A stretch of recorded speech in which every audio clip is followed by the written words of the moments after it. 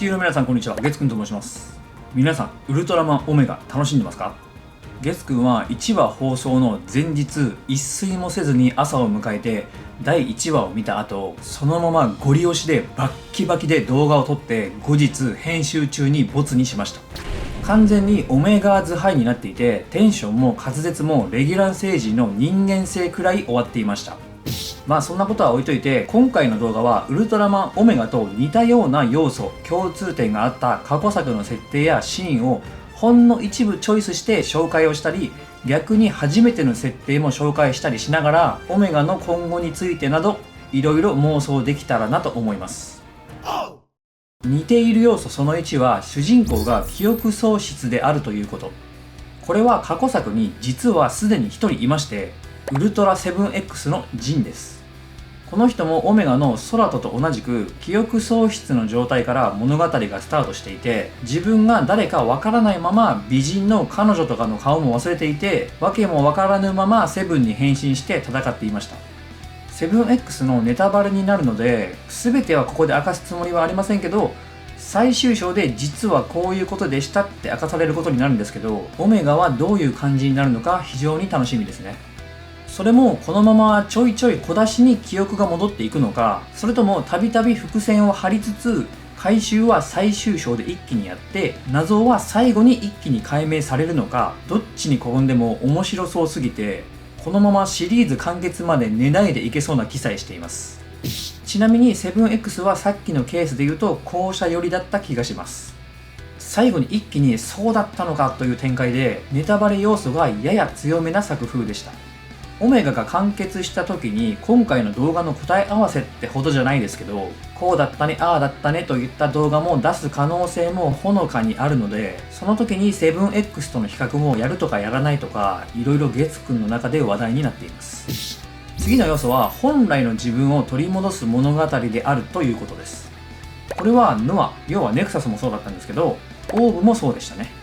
この2人は見た目を含む本来の力を取り戻すという要素が強かったですね。ノアはネクスト、ネクサスと段階を踏んでデュナミストと共に戦いながら力を取り戻していきましたし、オーブもオリジンになれなくなっていたので、物語の最初は先輩たちの力を少しずつお借りしてジャグラス・ジャグラーにおちょくられながらもフュージョンでなんとか変身して戦うという感じでしたね。オメガが記憶だけでなく、もし本来の力も忘れているとしたら、この2人のように全く違う見た目の形態が登場する可能性もあるかもしれないですね。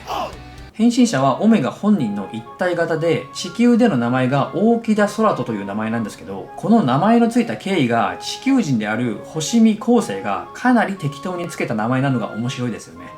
私月くん、そのシーンを見て別作品のとあるシーンを思い出しました。そうです、ウルトラマン80に登場したユリアンの人間体である星涼子の名前が決定したシーンですね。あの時も UGM の大山隊長が名前はそうだな、星涼子だってめちゃめちゃ適当に数秒で考えていたので、その時を思い出しました。戸籍とかどうなってんねん。その空となんですけど、かなり個性的で初めての設定としてすぐ腹ペコになるという少年ジャンプの主人公みたいな特徴を持っています。今までメビウスの未来がカレーを初めて食べたみたいなシーンがあったりとか、 Z がウルトラ族はお腹が空かない的なことを言っていたりとか、どちらかといったらこれまでのウルトラマンって食事に積極的なイメージ全くなかったんですけど、オメガは初めてなんなら人間より積極的に食事したがってますよね。これはかなり新しくて非常に興味深いですね。オメガって出身がまだ明かされてないですけど、その食事に対する感覚がこれまでのウルトラマンたちと文化が違いそうなので、全く新しい星出身かもしれませんね。体色が M78 っぽいとか、ギリシャ文字を使った名前の漢字から Z と同じ星出身じゃないかとか、いろいろ考えていたんですけど、どっちも違いそうな気がしてきましたね。まさか顔の色が同じなゼアスの Z95 星雲ピカリの国出身ってことはなさそうなので、 USA 組みたいに M78 星雲内の違う星出身だったらいいなと個人的には思っていますが、多分全く新しい別の星でしょうね。はい、オメガのいろんな要素を過去作と絡めていろいろ話してきましたが、他にもメビウスのグローザム戦を思い出させるようなダムでの戦闘シーンがあったり、かっこよく変身しようとしているところを全力で止められるような斬新なシーンがあったり、オメが非常に楽しめています。昴生も空とも歩も取ってつけたような個性じゃなくて、リアルな良さが満載で、今後の展開、どんな記憶がどのようにして戻っていくのか、登場する怪獣オメガの出自など楽しみなことがありすぎて、1分に1回規制を発してしまいそうです。ということでご視聴感謝です。さよなら。